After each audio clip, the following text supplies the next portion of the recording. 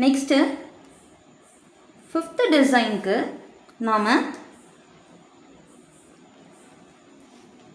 மேலே ஒரு ஸ்டட் மாதிரி கொடுத்துட்டு அதுக்கு கீழே நம்ம ஜும்கா டிசைன் போட போகிறோம். ஸோ அதுக்கு நான் இங்கே ஒரு சர்க்கிள் ட்ரா பண்ணிக்கிறேன். இப்படி ஒரு சர்க்கிள் ட்ரா பண்ணிவிட்டு அதுக்கு மேலே நான் இன்னொரு சர்க்கிள் கொடுத்துக்க போகிறேன்.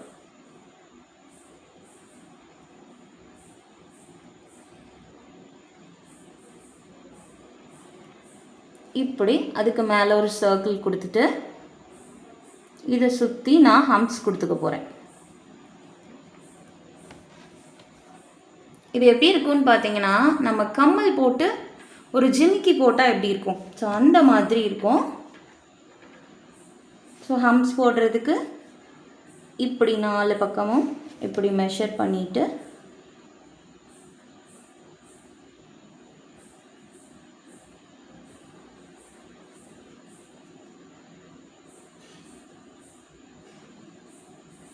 இப்படி ஹம்ப்ஸ் கொடுத்துக்கோங்க.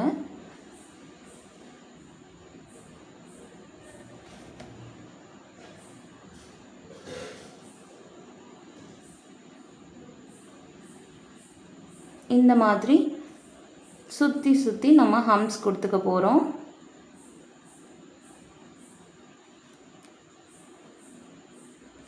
கொடுத்துட்டு கொஞ்சம் டிஸ்டன்ஸ் விட்டு விட்டு நம்ம இதில் இப்படி டாட்ஸ் கொடுத்துக்க போகிறோம்.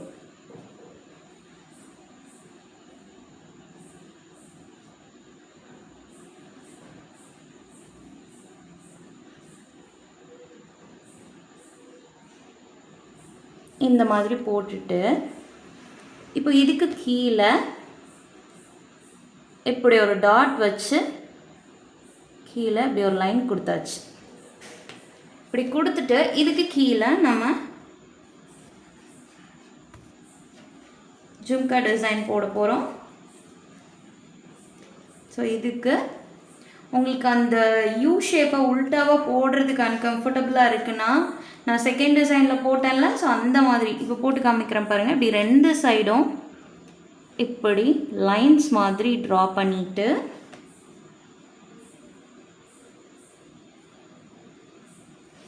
அதை ஜாயின் பண்ணிக்கோங்க. ஓகேவா? இப்படி நீங்கள் ஜாயின் பண்ணிக்கலாம்.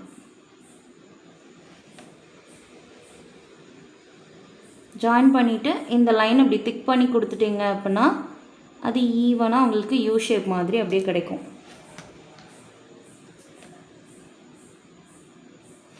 அப்படி யூ ஷேப்பாக கிடைக்கலன்னா இந்த மாதிரி கூட நீங்கள் அட்ஜஸ்ட் பண்ணி அதை இப்படி ரிமூவ் பண்ணிட்டீங்க அப்படின்னா அப்படியே அந்த யூ ஷேப்பு உங்களுக்கு உல்ட்டாவாக கிடச்சிடும். ஓகேவா? ஸோ இப்போது இந்த இடத்துல இங்கேருந்து இப்படி ஒரு கர்வ் லைன் மாதிரி போட்டுட்டு, அதாவது செமி சர்க்கிள் மாதிரி கொடுத்துக்கோங்க. சரியா? கொடுத்துட்டு அதை ஃபில் பண்ணிக்கோங்க. அகைன் இதுக்கு கீழே கொஞ்சம் கேப் விட்டு நான் 2 லைன் அதே மாதிரி ஒரு கர்வ் லைன் 2 லைன் கொடுத்துக்க போகிறேன். ஓகே? ஸோ 2 லைன் கொடுத்துக்கிட்டாச்சு. திரும்ப ஒரு லைன் கொடுத்து இதுக்கு மேலே நான் ஹம்ப்ஸ் கொடுத்துக்க போகிறேன்.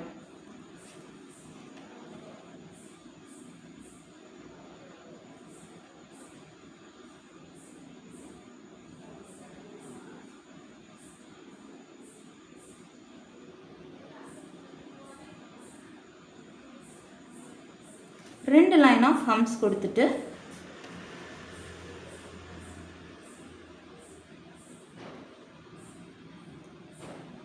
இப்படி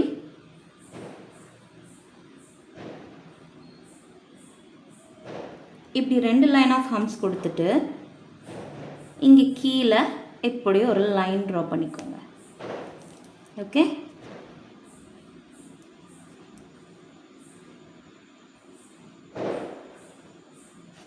இங்கே ஒரு லைன்